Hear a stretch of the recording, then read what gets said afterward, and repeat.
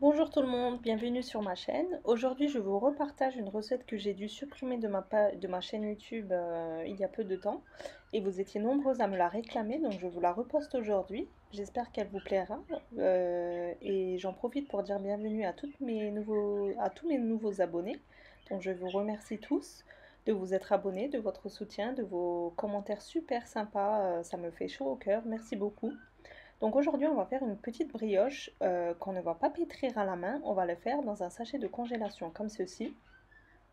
C'est une technique surtout pour les personnes qui n'aiment pas pétrir les pâtes à la main ou alors qui ne s'y connaissent pas, etc. Donc c'est une pâte, on va dire, entre guillemets, magique. C'est une pâte inratable. Donc au début, on va utiliser nos produits liquides, c'est-à-dire un verre de lait, un verre d'eau, un verre d'huile. Donc les petits verres là mesurent 125 millilitres. Donc vous utilisez 125 millilitres de lait, d'huile et de l'eau.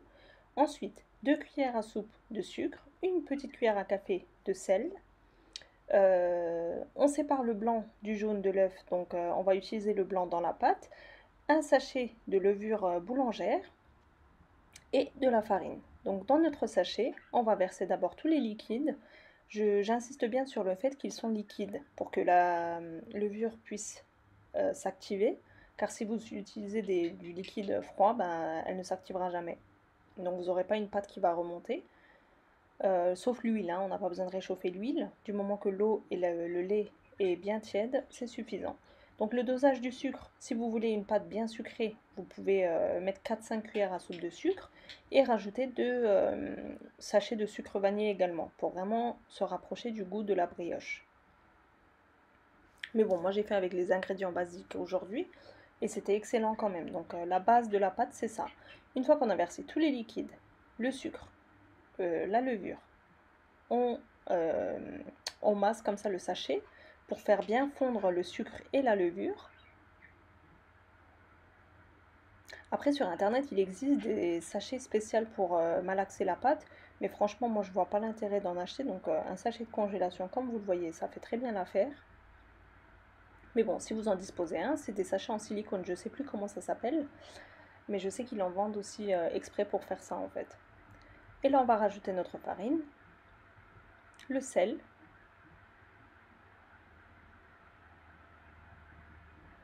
Je verse mon deuxième verre de farine. Alors le verre que j'utilise pour la farine mesure 200 millilitres. Donc à vous de faire...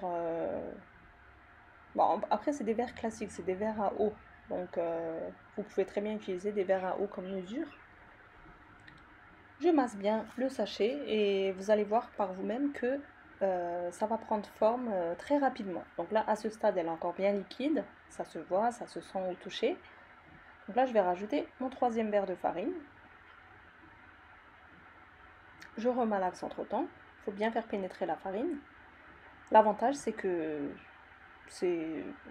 vous ne salissez aucun ustensile, ni un saladier, ni vos doigts, rien du tout. Donc c'est super simple comme technique. Après, pour ceux qui aiment pétrir à la main, bah, vous pouvez très bien le faire dans un saladier classique, hein. Mais comme je disais, l'astuce, c'est surtout pour les personnes qui ne savent pas trop faire les pâtes ou alors qui n'aiment pas trop passer du temps en cuisine. C'est une recette super simple. Voilà, une fois qu'on a bien mélangé, on revérifie la texture. De base, il faut qu'on obtienne une pâte qui est quand même légèrement collante, assez molle, surtout pas une pâte dure, car sinon votre brioche, même après la cuisson, elle restera dure. Donc si vous voulez quelque chose de moelleux, il faut dès le départ que votre pâte soit assez molle. Donc là, à ce stade, on remarque qu'elle est encore un petit peu liquide, bien collante. Donc je vais rajouter la moitié d'un verre de farine.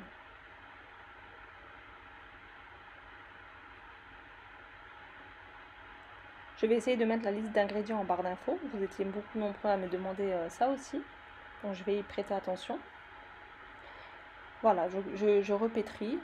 Donc j'ai rajouté le fond du verre aussi. Et je pense que c'est suffisant. Franchement, en 5 minutes, c'est prêt.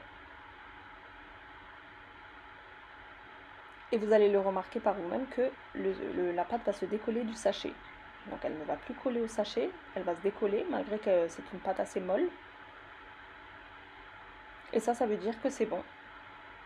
Voilà, comme vous voyez, elle ne colle plus au sachet. Donc c'est bon, là, on va refermer le sac de congélation et on va laisser pousser Voilà, c'est une pâte qui colle légèrement au doigt, hein, comme je l'ai dit.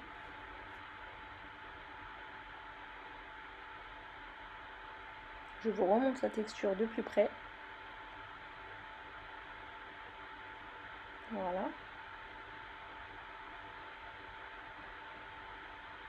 Je ferme le sachet de congélation. Et si vous êtes pressé, une petite astuce, vous le mettez dans un four qui est préchauffé à 20, 30, 40 degrés maximum, mais vous l'éteignez le four et vous mettez votre sachet dans le four tiède et vous allez voir qu'en même pas 15-20 minutes, votre pâte va doubler de volume. Comme ceci. Voilà. Malgré qu'on a utilisé une levure déshydratée, vous voyez bien, on a les petites bulles d'air et elle a quand même bien gonflé. On peut passer au façonnage. Alors j'utilise un petit tapis de pâtisserie.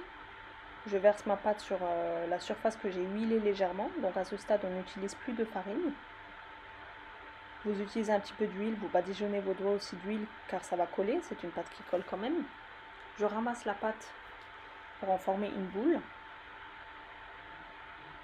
Franchement, c'est une pâte excellente. Malgré qu'on l'a pas pétrie entre guillemets correctement, c'est une pâte inratable. Je la divise en petits bâtons, la taille d'une mandarine à peu près.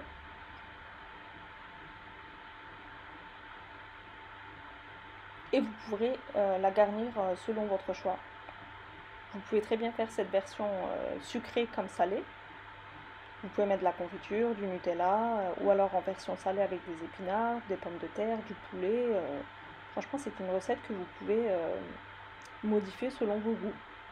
Là, je l'aplatis légèrement avec mes doigts. Comme vous le voyez, c'est une pâte très souple. Et là, j'utilise du chocolat. Du chocolat à tartiner, ça fait l'affaire. Une petite cuillère à café au milieu. Et on referme délicatement pour pas que le chocolat ne coule. On soude bien les bords et on la roule sur elle-même. Et ça nous fait un petit pain au lait. Comme ceci, une petite brioche. Je la mets de côté pour l'instant et je fais pareil avec toutes mes boules.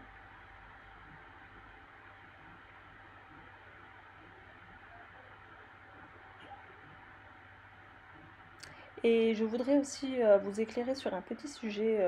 J'ai eu pareil beaucoup de commentaires en disant que soi-disant je vole des vidéos d'une dame turque. Non, non, non, je ne vole pas les vidéos, je suis la même personne. J'ai une chaîne en turc qui s'appelle Nefista Alefler. Donc mon logo est bleu, je suis la même personne, mais vu que là-bas sur ma chaîne en turc, j'avais beaucoup de demandes de traduction des recettes, et vous vous doutez bien que je n'ai pas le temps, vu que je filme des recettes tous les jours et que je dois faire des montages et que j'ai quand même 3 enfants à gérer, j'ai la maison à gérer, je n'ai pas le temps de traduire chaque recette en fait. C'est pour ça que j'ai eu l'idée d'ouvrir cette chaîne, et heureusement que je l'ai faite, quoi, parce que je pense que j'ai atteint beaucoup plus de personnes.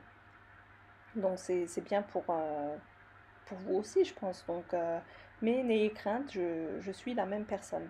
Mes vidéos ne sont pas volées en fait. Juste que je traduis mes recettes que je partage sur ma chaîne en turc. Voilà, petite parenthèse. Là, j'ai mis mes petits pains l'une à côté de l'autre dans un moule à charnière. On laisse pousser à peu près 15-20 minutes. Et on badigeonne avec l'œuf qu'on a mis de côté, le jaune d'œuf. Hein. J'ai préchauffé mon four à 200 degrés. Vous pouvez très bien utiliser chaleur tournante. Je badigeonne avec l'œuf. Si vous le souhaitez, vous pouvez parsemer de sésame ou de crème de pavot, c'est comme vous voulez. Moi, j'ai laissé nature aujourd'hui.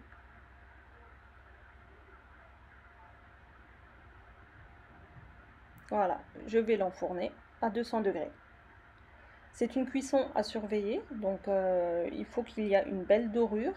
Tout dépendra de votre four, mais je dirais à peu près entre 15 et 25 minutes maximum. Mais comme je dis, c'est à surveiller, donc tout dépend de votre four. Une fois que vous avez une belle dorure, vous pourrez le sortir du four. Et là, je vous ai mis la cuisson en accéléré. Franchement, c'est juste magnifique et le goût est excellent. N'hésitez pas à reproduire cette recette chez vous aussi. Voilà, notre petite brioche est prête. Comme vous le voyez, elle est excellente. Je la sors du four. Je la recouvre d'un torchon propre. Comme ça va aider à ce que ça soit encore plus moelleux.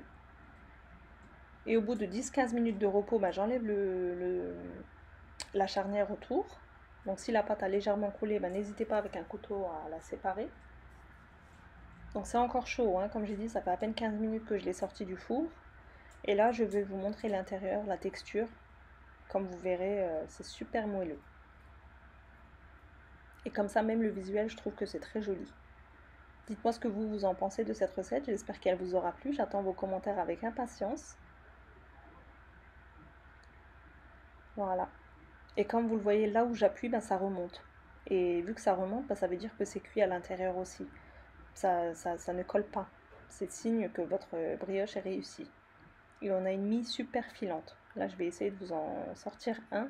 Mais c'est tellement chaud et j'ai peur de le casser que j'ai du mal à l'enlever. C'est encore très chaud, mais super moelleux.